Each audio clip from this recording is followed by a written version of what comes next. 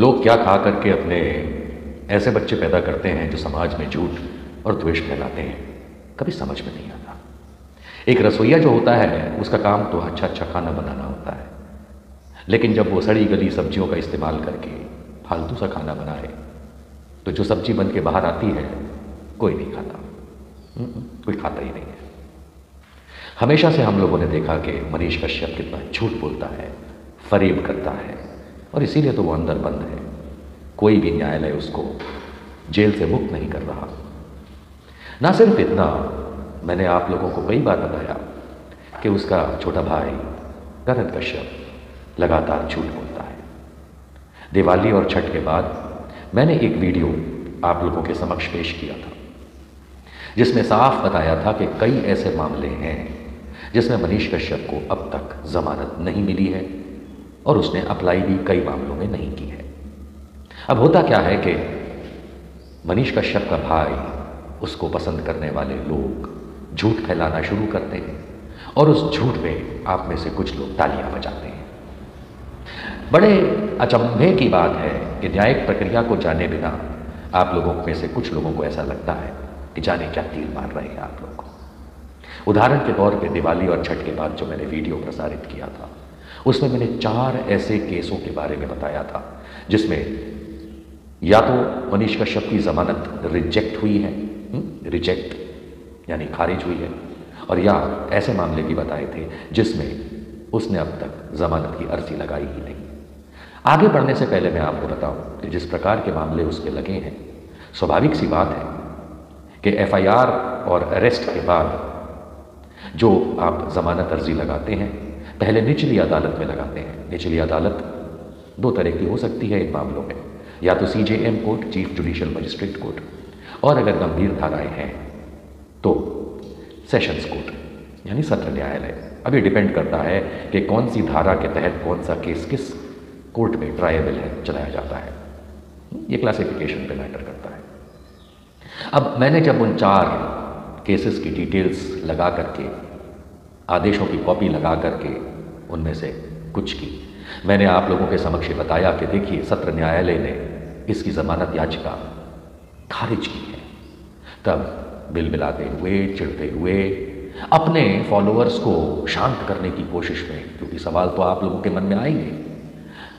बाकियों ने तो ठीक, मनीष कश्यप के बन बैठे नकली वकीलों ने तो ठीक, यहां तक कि उसके भाई, सगे भाई करण कश्यप ने कई लोगों को इंटरव्यू दिया और यह बताया कि मात्र एक केस में, इतने सारों में से मात्र एक केस में ही जमानत अर्जी लगानी बाकी है, जबकि कई मामलों में तो खारिज हो चुकी थी। ये तो मैं आपको दिखा चुका था।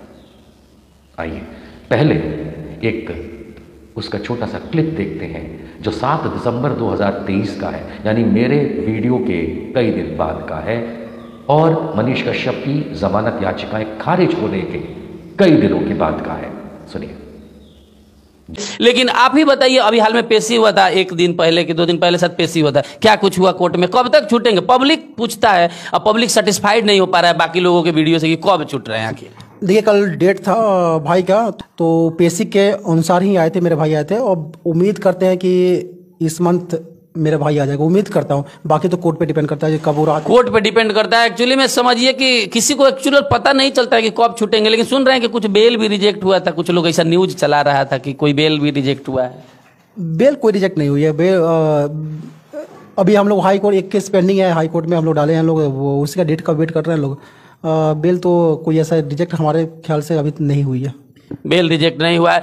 तो देखिए यूट्यूबर लोगों के, वो लोग भी अपने हिसाब से चलाता है। आपने सुना कि इन्होंने बताया, करण कश्यप जी ने, कि मात्र एक केस बाकी है जिसमें जमानत याचिका पेंडिंग है। बाकी उनके हिसाब से तो ऐसा कोई केस बचा ही नहीं है जिसमें जमानत ना मिली हो। करेक्ट? यही सुना आपने। अब मैं आपको दिखाता हूं पटना हाई कोर्ट में लगी हुई 2 याचिकाओं की डिटेल्स। पहली ये देखिए, ये है एफआईआर नंबर 6 सन 2023 ईओयू पटना बिहार पुलिस द्वारा दर्ज, जिसमें मैंने शिकायत की थी, यानी शिकायत करता मैं हूं ओरिजिनल। ठीक है। ये 6 नंबर की एफआईआर के लिए रेगुलर बेल यानी कि नियमित जमानत के लिए मनीष कश्यप ने पटना हाई कोर्ट में एप्लीकेशन लगाई हुई है। आप कहेंगे तो हाँ, कहा तो था उसने, कहा तो था, करने की बात नहीं है। आप पटना हाई कोर्ट में रेगुलर बेल के लिए इसलिए आए हैं श्रीमान मनीष कश्यप, क्योंकि सत्र न्यायालय पटना ने आपकी जमानत याचिका, नियमित जमानत की याचिका खारिज की थी और अब आप रेंगते हुए पटना हाई कोर्ट आए हैं कि मालिक कुछ राहत। यानी मैंने जो कहा था वो सही था कि तुम्हारी जमानत याचिका खारिज हुई है। ओके, बात यहां सिर्फ खत्म नहीं होती है। अब देखिए, अब मनीष कश्यप ने दूसरी याचिका लगाई है पटना हाई कोर्ट में। यह है FIR number 5 EOU Patna Bihar police द्वारा दर्ज की हुई एफआईआर, जो मैंने दर्ज नहीं करवाई है। यह दूसरी है जिसमें इसने आपराधिक जो कृत्य किए हैं उसमें इकोनॉमिक फ्रॉड भी शामिल है। इस एफआईआर के संदर्भ में, यानी एफआईआर नंबर 5 के संदर्भ में भी मैंने आप लोगों को तब भी बताया था, आज दोबारा बता रहा हूं कि मनीष कश्यप ने सत्र न्यायालय यानी सेशंस कोर्ट पटना में नियमित जमानत याचिका फाइल की थी और वहां पे रिजेक्ट हुई थी, खारिज हुई थी। इसलिए इस एफआईआर नंबर 5 में भी रेंगते हुए मनीष कश्यप अब पटना हाई कोर्ट आया है कि मालिक कुछ राहत। 2 केस हो गए। आपने क्या सुना था? करण क्या बोला था? सुनिए। समझिए कि किसी को एक्चुअल पता नहीं चलता है कि कब छूटेंगे, लेकिन सुन रहे हैं कि कुछ बेल भी रिजेक्ट हुआ था। कुछ लोग ऐसा न्यूज चला रहा था कि कोई बेल भी रिजेक्ट हुआ है। बेल कोई रिजेक्ट नहीं हुई है। बेल अभी हम लोग हाई कोर्ट, एक केस पेंडिंग है हाई कोर्ट में, हम लोग डाले हैं लोग, वो उसी का डेट का वेट कर रहे हैं लोग। बेल तो कोई ऐसा रिजेक्ट हमारे ख्याल से अभी नहीं हुई है। बेल रिजेक्ट नहीं हुआ है। तो देखिए, यूट्यूबर लोगों के वो लोग भी अपने हिसाब से चलाता है।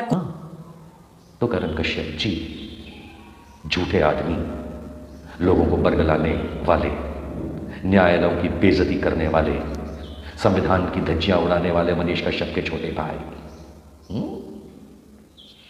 आप कितना झूठ बोलेंगे? 2 केस तो ये हो गए। पटना हाई कोर्ट में क्यों आए हैं आप? क्योंकि सत्र न्यायालय सेशंस कोर्ट में एफआईआर नंबर 5 और एफआईआर नंबर 6 दोनों में जमानत याचिका खारिज की थी सेशंस कोर्ट ने, और आप बोल रहे हैं कि एक ही बाकी रखा है। चलिए अब बताइए, उमाकांत सिंह, पारस पकड़ी और बाकी केसेस में क्या हुआ है? मिली है जमानत? अगर आप यूट्यूबर्स और मीडिया वालों में जरा सी भी हिम्मत है तो जाइए करण कश्यप के पास केस नंबर लेके, नहीं है तो मुझसे पूछिए, केस नंबर मैं देता हूं और वो मेरे से भी पूछने की जरूरत नहीं है। एफआईआर नंबर 6 के आदेश पटना सत्र न्यायालय में पढ़िए, उसमें सारे के सारे 18 केसेस की डिटेल्स हैं। जा करके एक एक में पूछिए करण कश्यप से कि भैया डिटेल तो दिखाओ, किस किस में जमानत मिली है, आदेश दिखाओ। साफ पता चल जाएगा कि मनीष अकेला नहीं है इस झूठे रैकेट में, करण भी भागीदार है। और इसीलिए न्यायालयों को मैंने करण की सारी डिटेल्स भेजी है कि किस तरीके से ये अनादर कर रहा है कोर्ट। कोर्ट में जमानत याचिका खारिज होती है और ये कहता है नहीं नहीं नो प्रॉब्लम, खाली एक बार ही। क्या खा के पैदा हुए थे पता नहीं, लेकिन ये बात तो पक्की है, झूठ और सिर्फ झूठ बोलते हैं ये दोनों भाई। हाँ, आप लोग ताली जरूर बजाना और मुझे गाली देने से कुछ होगा नहीं, क्योंकि मनीष भैया तो आ नहीं रहे।